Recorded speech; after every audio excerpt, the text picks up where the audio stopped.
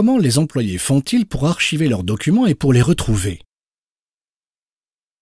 La plupart des employés sont familiers avec une organisation documentaire sous forme de classeurs. C'est une bonne structure, logique, mais qui diffère d'une personne à une autre en fonction des préférences et des façons de travailler.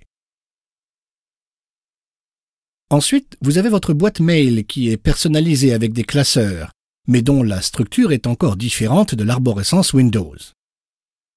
Vous avez aussi vos classeurs physiques. Ils peuvent être personnels, départementaux ou pour l'ensemble de l'entreprise. Mais là encore, leur organisation varie. Sans oublier les sauvegardes temporaires dans lesquelles les fichiers sont stockés avant d'être transférés ailleurs. Souvent, ces différents stockages interagissent, n'assurant pas l'accès aux dernières mises à jour.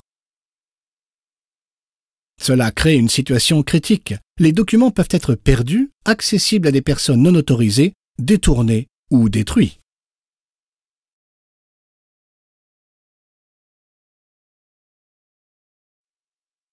Le problème s'explique de deux façons. Tout d'abord, l'architecture hiérarchique. Bien qu'elle offre une organisation claire et logique, chaque arborescence est différente selon les utilisateurs et leur façon de travailler. Lorsque l'architecture croît et que le classement des documents est effectué par plusieurs personnes, son efficacité devient critique. Par ailleurs, les documents sont généralement dupliqués pour avoir une copie sur chaque emplacement de stockage. Boîte mail, disque dur, réseau ou clé USB. Il est ainsi difficile de savoir quelle est la dernière version du document.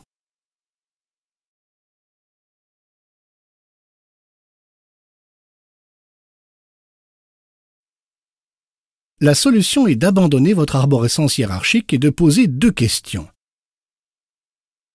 Quelle est la nature du document? Et quels mots-clés souhaitez-vous associer à ce document pour l'identifier?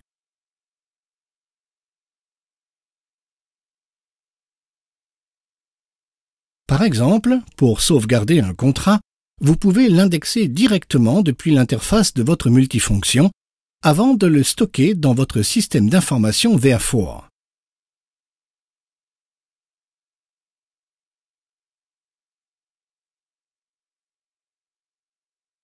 L'indexation du document peut aussi se faire depuis n'importe quel poste de travail.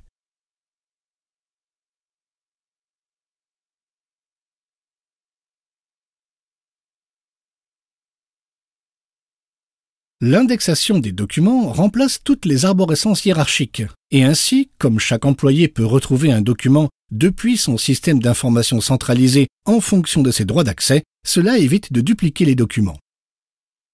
Vous avez désormais un seul point d'accès pour le stockage, la recherche, la distribution et la sécurité des documents. Ceci est le bénéfice majeur d'un système de gestion documentaire, mais ce n'est que le début de l'étendue de ses possibilités. Processus automatisé, archivage d'emails, numérisation par lot, sécurité des documents, capture automatique de documents depuis un système d'information et sauvegarde sur des supports sécurisés.